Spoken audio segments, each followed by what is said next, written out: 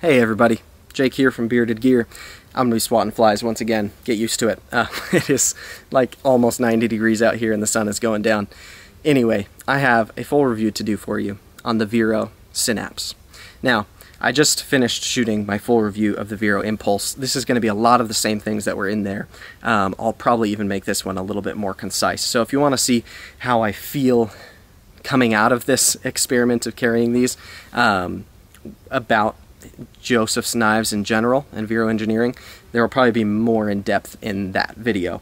But this one, I want to stand on its own. I didn't want to, whoa, that was close.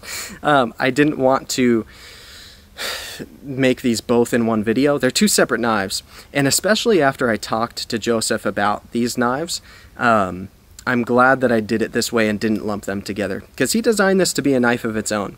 I think in a lot of ways, when I looked at these two knives on the surface, I assumed that this was basically just a smaller version of the Impulse, that it was scaled down. Which is funny, because now there's a mini Impulse coming, from what I understand.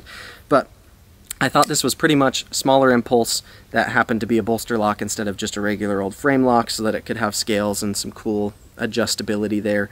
But it's very similar. His design language certainly shows through both of these. Shows through, I should say. But the way that this knife was designed, he did have a different philosophy of use for it. So I talked in the Impulse review about, Joseph described to me that it was meant to be a pretty good balance between being kind of an overbuilt, very capable hard use knife for the people who are willing to hard use it, but still being classy enough, thin behind the edge enough, designed well enough that it could be used for more finite tasks, being like an office EDC. So this one strikes a different balance. This one is much less hard use focused, and it should be. It's smaller. I feel like that makes sense in my mind. Like if you're gonna get a hard use knife, this size probably isn't quite what you're looking for. But beyond it being shorter in overall length and slimmer a little bit overall, it's also a thinner blade stock, which gets thinner behind the edge, and it's a different blade profile. And I like that he didn't just necessarily scale down the Impulse, although for people who want the mini Impulse, it is coming. I would want the big Impulse. I love the size of that now that I've played with it. But this one, it feels different. It's not just a mini Impulse, and that shows through. Now, one thing that I have found with this knife is, I talked in my first impressions, and I was a little bit harsh on it. The pocket clip is a hot spot for me. It just is. Any grip that I put this knife in, I don't like the pocket clip. I'm glad that Joseph didn't get mad about me saying that. This pocket clip looks fantastic. It's a really handsome pocket clip. The way that it just accentuates the lines of the knife in general, I love it aesthetically, but I just don't like it in hand. And that's, I think, ultimately part of why I also like the Impulse better, because it's basically an identical pocket clip to the one that's on the Impulse. But this one being on a smaller knife, it's more hot spotty. It's harder to lose in my hand where that pocket clip actually is. And again, any grip that I put it in. So I think that's still kind of my only real gripe with the knife. I mentioned in my first impressions another thing, and I addressed this in the Impulse review, but I'll say it here again. The canyon here behind the flipper tab, come on, right there. See that opening where the flipper tab ends? Let me put it here so you can see right where I'm talking about. Now, right where the flipper tab is now, it's widened out. And I didn't think it had to be. I still don't know that it has to be, but the way that I was flipping this knife when I first got it, when I did my first impressions on these, I was flipping them like normal flipper knives. They are not normal flipper knives. So when I flip it like a normal flipper knife, where does my finger land? Come on, focus. It lands right in that canyon, and it hurts. It's not fun. I don't like landing there. Come to find out, I was just flipping them wrong. These are not designed.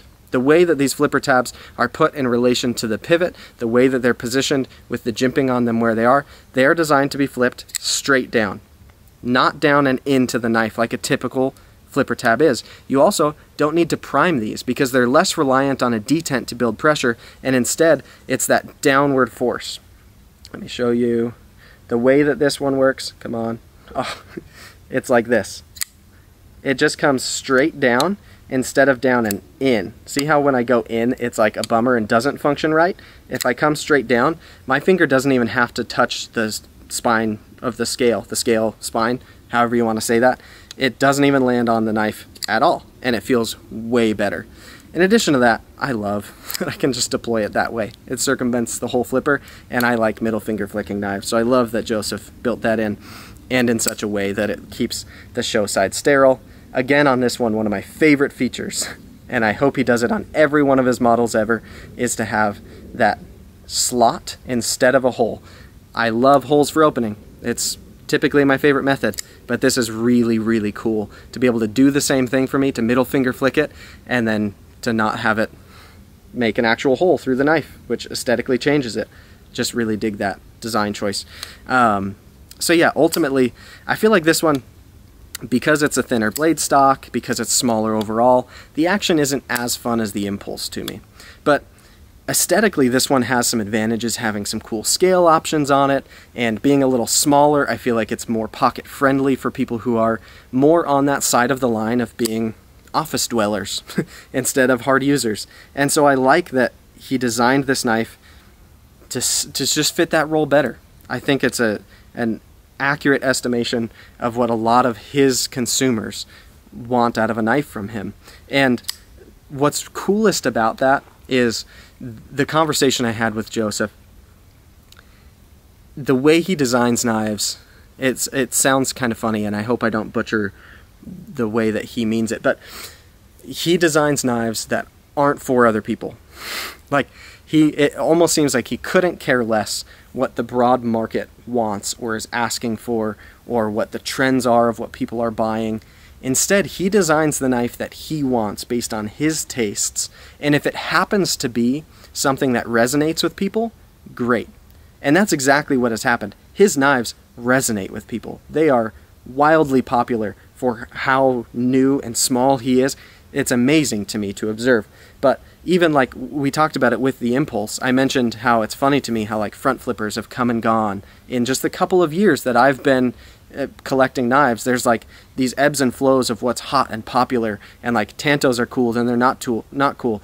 Front flippers are cool, then they're not cool. Tactical knives are cool, then they're not cool. Small knives are what's hot, and then small knives are out, and it's big knives, and like it's a moving target always. If you're a knife company trying to design what the market is buying right now, you'll probably be late because it's changing. But like when Joseph designed the Impulse, Tantos were not hot. In fact, a lot of people, when he showed them the design, they're like, why are you going with a Tanto?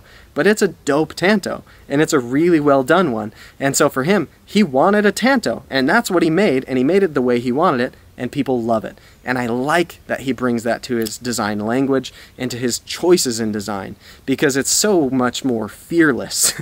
And it resonates with me after talking to him and understanding that that's the way he does it, and that he designs the knives that he wants. And it's cool for me because I like his taste in knives. When we talked about the knives that I have in my collection, the knives he has in his collection makes me jealous. I like almost everything that the guy owns, and I think it's all rad stuff. So the fact that he's trying to take those things that he likes most, and I already know that I like what he likes most, and he's putting them into the knives he's designing, it's just really cool to me. I like it quite a bit. So at the end of the day, I prefer the Impulse to the Synapse. That's my kind of final thought on the Synapse, but the Synapse is a cool little knife. If it had a pocket clip that fit in my hand better, I would probably really, really want one of these. But I think part of it is the size for me, the way it relates to my hand with that pocket clip. It's just not ideal for me, and that's fair. But I think the hype behind this knife is also fair. All of the positives that I've heard people say about these knives, I find myself agreeing with. And I don't hear many negatives, and I don't have many negatives to say about it. I think these knives are exceptional for what you get for the money, for him being such a cool maker. I'm behind it at this point. I like what he's doing, and I appreciate it. And I'm really glad I got to have that long-form conversation with him and just figure him out a little bit more. Plus, I don't know if I showed this in the first impressions, this one's kind of, if you get it right, a front flipper, which is kind of fun. I wish the Impulse did that too, but you can't have everything in every knife. Anyways, thank you guys so much for checking it out. This will be my full review of the Vero Synapse It's a gorgeous knife. I mean, look at it. It's just fantastic. This one is, of course, wearing the red, I think, crosscut or end cut carbon fiber, whatever you want to call it. Thanks again to Jason. I don't think I mentioned in the beginning of this one. Totally should have. Jason from the Millie PM2 Para3 Club loaned this to me. All of his links will be down below. Check him out. Awesome guy, awesome club, and I really appreciate it. I'm going fast because my camera shows it's about to overheat and stop recording. So I guess that's going to be it. But thanks again for watching, guys. I really appreciate it, and I will see you on the next one.